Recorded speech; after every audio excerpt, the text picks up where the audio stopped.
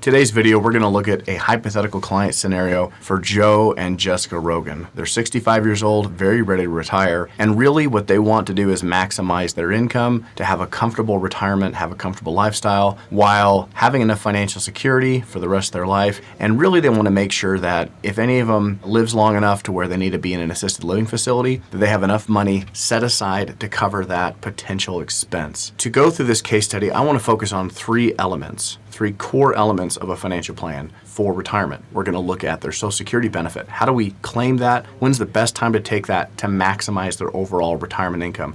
Not just to maximize the Social Security benefit. Second, we're going to look at their investment strategy. Is there a way that they could allocate their investments in the mixture of stocks versus bonds? What's that right mix that balances maximizing their potential income while also managing the risks of being invested in the market? What's that right mix for them to accomplish their goals? And the third element that we're going to look at is how to proactively manage taxes throughout retirement. Is there anything that they can realistically do, having all of their money in pre-tax IRA accounts to reduce taxes over their lifetime while balancing their income priority? So without any further ado, let's get right into this case study.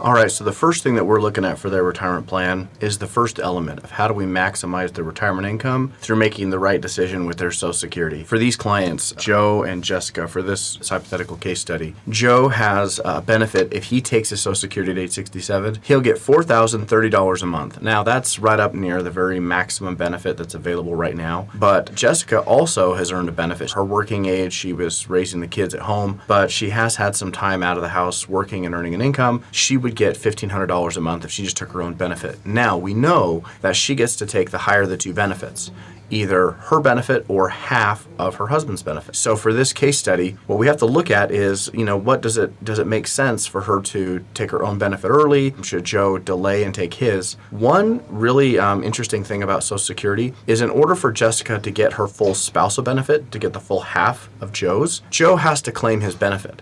So if he waits past 67, if he waits until age 70 to maximize his own benefit, that means that Jessica won't be able to take her spousal. She'll just be limited to her own benefit. But the good news is, once Joe claims his own benefit, that means that Jessica will get what's called a spousal add-on, which just basically means she'll get an extra bump up in her pay to equal so that her payment equals half of Joe's. So right now, what we're looking at on the screen is kind of the optimal time to maximize their overall benefit. And that would be having Joe taking his at age 70 while Jessica claims hers at age 67. So they're retiring at age 65. That means they're going to have a full 2 years before either one of them has Social Security. So why wouldn't they take Social Security at 65? We know they'll get a reduced amount for taking it early, but what would be the long-term financial impact of doing so? So actually on this screen, this is kind of interesting. We can come down to this corner to look at comparing the two dollar amounts. So if they both claimed their benefit at age 65, their expected lifetime amount of income they would get from Social Security would be about $1.9 million.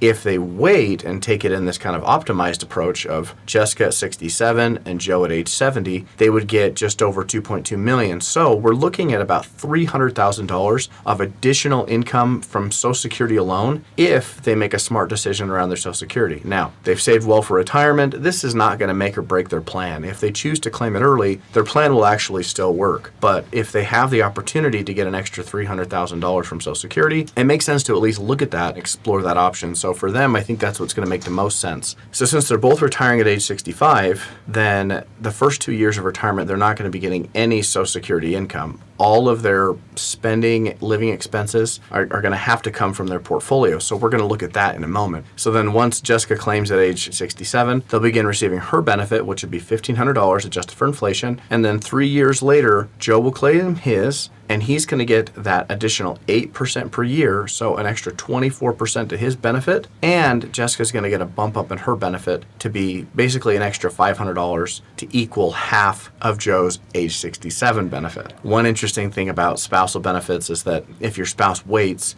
you don't get half of their larger benefit, you just get half of their full benefit. And for Joe, that would be $4,030 a month. So Jessica's going to go from $1,500 a month to $2,000 $12,015 a month, adjusted for inflation, of course. So this is the first element. How do we maximize our income? Well, we have to look at Social Security, and I think we have a good starting point, at least a good sense. We've done the math to see what would probably make the most sense for them from the standpoint of Social Security.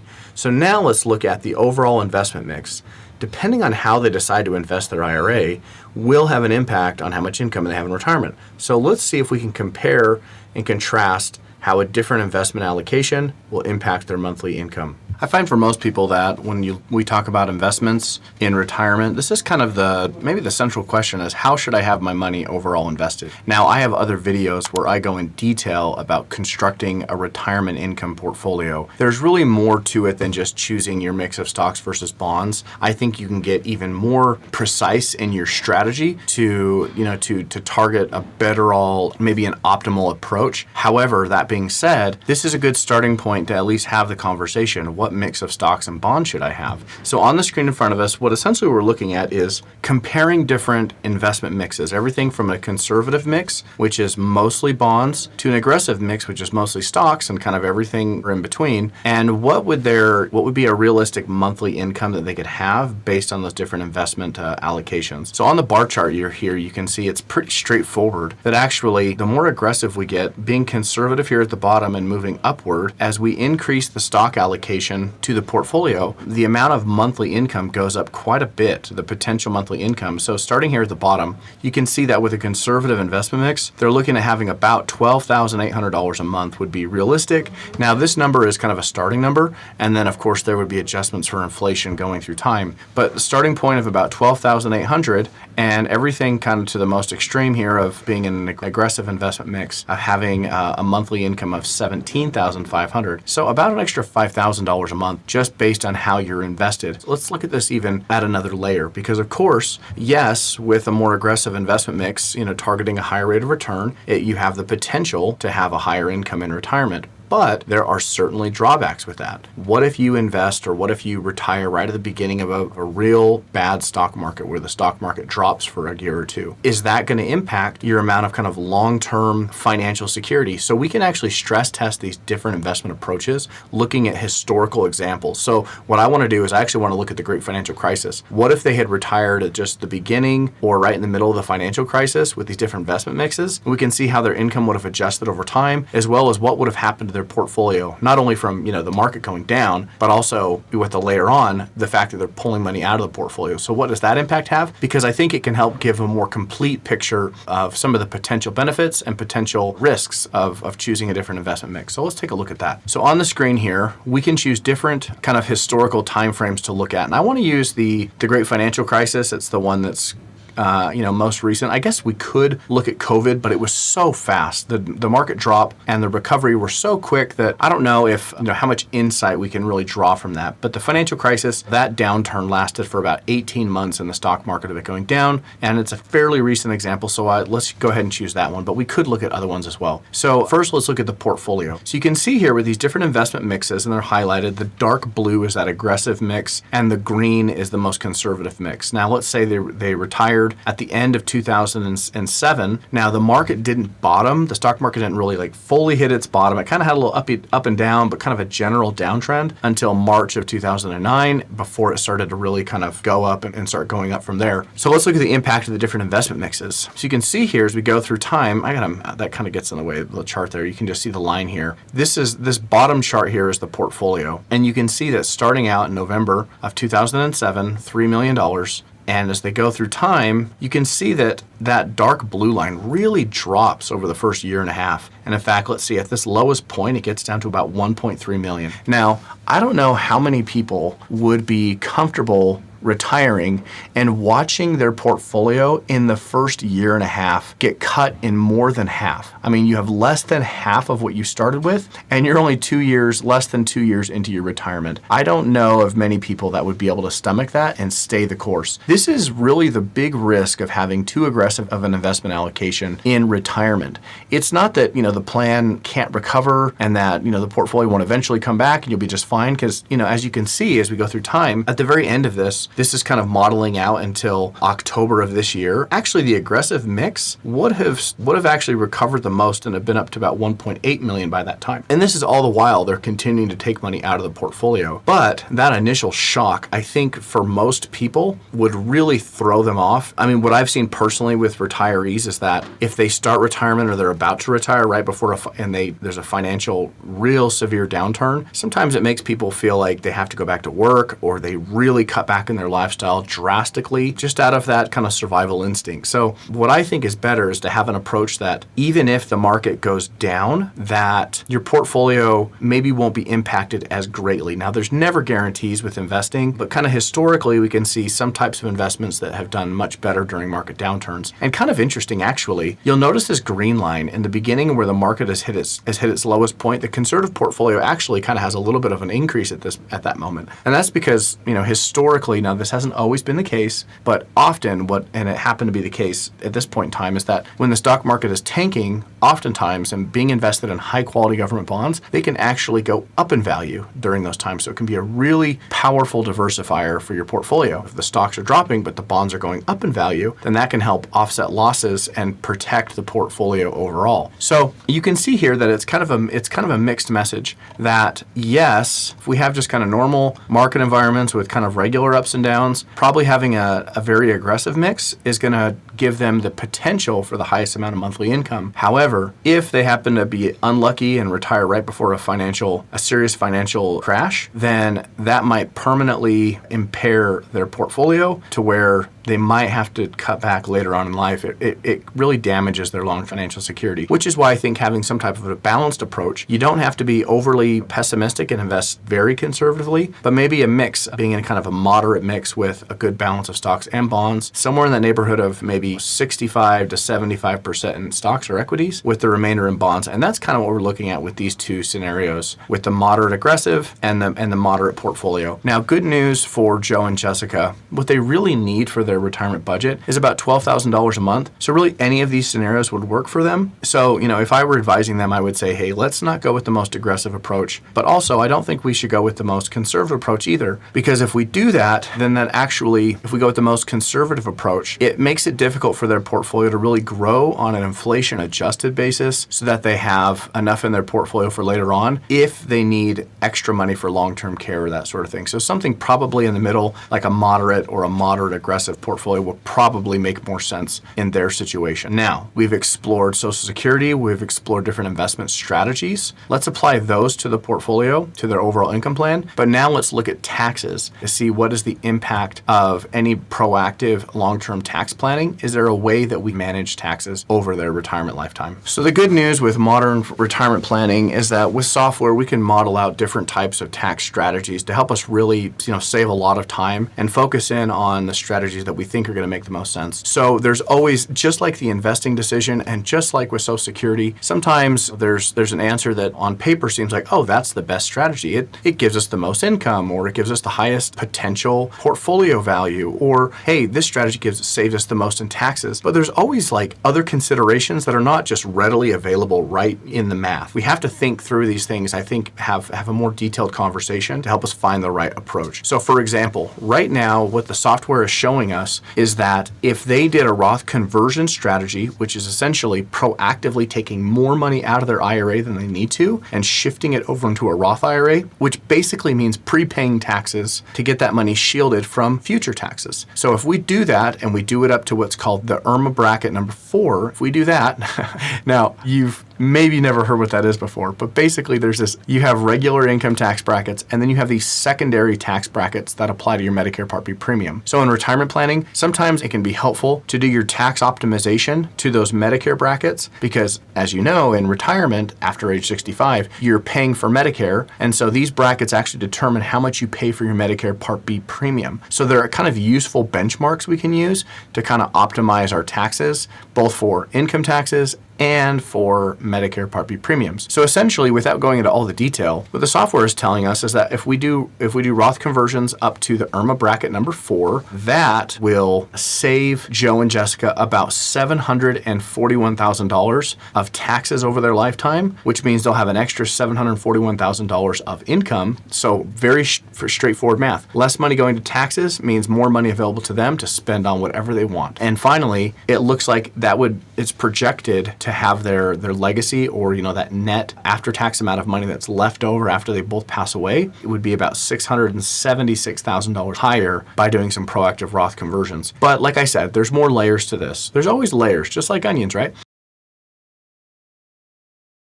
And one of the things to look at is the break even. So if we do this, what I would call a very aggressive Roth conversion strategy, we have to look at how long do they have to live before they start to break even and it saves them money from a tax standpoint. So what I'm doing is I'm comparing these two lines here. The yellow line is basically, hey, they just pull out enough money to live on or to maximize their income, but they're not pulling out anything extra to do Roth conversions. And the blue line is this aggressive Roth conversion strategy. And as we go by from 2025 into the future, we can see what is the total amount of taxes paid comparing the two strategies. So let's fast forward and let's look at 5 years down the road. So we'll go to 2031. By 2031, they're just kind of basic approach, not doing any Roth conversions. Their total taxes that they would pay over that 5-year period of time would be about $244,000. Kind of a lot of taxes. With the Roth conversions, they would have paid about $594,000. So more than double what their baseline taxes are from doing these proactive Roth conversions. You can see that if we get out to about 10 years, go to 2036, by that point, with no Roth conversions, they'll have paid about $396,000. With the Roth conversions, they would have paid about almost $1 million, $947,000. So think about that. These proactive Roth conversions, you're paying almost $1 million in the first 10 years of retirement. Now, does that make sense? Well, this break-even analysis kind of helps us see whether or not that makes sense. I'll tell you what, if they die after 10 years, it definitely did not make sense. Yes, their kids are going to inherit those Roth IRAs tax-free, but overall, probably their kids would have ended up with more if they didn't do the Roth conversions, assuming they died after 10 years. But they're both in good health, let's assume. So how long would they have to live for this to start making sense from an overall tax standpoint? Well, it turns out that break-even doesn't happen until about 2048. By 2048, you can see that all of a sudden this blue line is lower than the yellow line, and the yellow line starts to climb, where if we end at 2055, so looking out, how many years is that? About 30 years of retirement. With the yellow line, they would have, with doing no Roth conversions, about just shy of $1.7 million in taxes paid, and with the Roth conversions, about $949,000. So, there's a significant tax savings if they happen to live 30 years, but, you can see that they would have had to live until 2048 just for this to make sense. So with Roth conversions, with financial planning, it's rarely like this is the right answer and this is the wrong answer. Usually we have to kind of balance these competing priorities and really just take an educated guess at what's going to be the most advantageous approach, giving the pros and cons of different strategies. So what if we look at maybe a less aggressive Roth conversion approach? Maybe instead of to the IRMAA bracket 4, we go to the IRMAA bracket 2, which is about in the middle of the 22% bracket, in the 24% bracket. So not fully maxing out the 24% bracket, but just kind of in the middle of it. Now, if you did that, you can see that your taxes paid with the Roth conversion approach are higher, but you're not paying significantly more. And so you're taking less risk up front to your plan. And by the time we get to the end, you will have saved, projected to have saved about $300,000. So we'll say for this scenario, this is the approach that makes sense for them. They want to save taxes, but they don't want to go all in and be so aggressive to where if they happen to die early, they will have severely overpaid in taxes. So with this strategy, they're going to save, they're projected to save about 2.3% in their average tax rate, meaning they'll save about $381,000 in taxes over their lifetime, and their net legacy will actually be higher under this approach, about $866,000 higher than the baseline. I think what's kind of interesting to look at is actually kind of the balance of their portfolio through time. So I'm going to pull up this timeline here, and we're looking at 2025. Now, when we start out, you can see they have $3 million, and they don't have anything in Roth, all in Joe's IRA. But as we go through time, you can see as we do Roth conversions, you can see here that portfolio is staying about steady, about 2.9 million, but now with every year we're doing these small Roth conversions. You can see in this year it's about 45,000, and the next year it's about 50,000. You can see that each year on an inflation adjusted basis, they're just adding about, starting out with about $40,000 and a little bit extra each year doing Roth conversions. And you can see here, once we get to about, well, let's just look 10 years into 2036. By that time, they have about 3.2 million in their overall portfolio, but they've kind of shifted a lot of that. They've shifted about a third, and now they have about 2.3 million in Joe's IRA, but about $880,000 in that Roth. What I really like about this is that now they have this big bucket of money that they can pull from, and it's completely tax-free. So if they need to have extra money to maybe help a child or a grandchild with a major medical issue, or they need to go into assisted living or something, they now have a large pot of money that they have saved up. They can pull out as much as they want, and there's no taxes that they have to pay on this. So we keep going through time, and as we look out to the end of their projected retirement in 2055, you can see the difference now is they have about $7,349,000. But instead of being pre-tax money that'll be taxable to their kids, it's all in a Roth IRA. And it wasn't from any like major Roth conversion front. For them, it was really just these small amounts of starting out with about 30,000 and adjusted for inflation just a little bit each year, 30 to 40 to 50, eventually up to about $100,000 a year of paying a little bit extra in taxes, taking out a little bit extra from the portfolio, not to spend it, but to proactively shift it over into a Roth IRA. Another reason I like doing some Roth conversions in retirement is that it's a protection, or it's a way to, I guess protect is a reasonable enough term, protect against future higher taxes. So if you have concerns that in the future tax rates will be higher, then it can be beneficial to do some Roth conversions now proactively while rates are lower, so that in the future when rates are higher, you have a pot of money you can pull from tax-free. Now, that's not a guarantee. I have no idea what will happen with tax policy. I guess it's possible. I could imagine a scenario where taxes are actually lower in the future. You made me choose what I think will happen. I would say I think tax rates will be high in the future, but I do not know that. So anyway, this is one way that you can kind of balance the risk of future higher taxes. And even if tax rates just basically stay the same for the next 30 or 40 years, you can see that the math works out that doing some proactive Roth conversions will actually help Joe and Jessica save taxes over their lifetime. So now that we've looked at all these different elements of their plan, let's look at the big picture and kind of see where they stand for retirement. Remember, they need $12,000 for retirement for their income. They're starting with $3 million.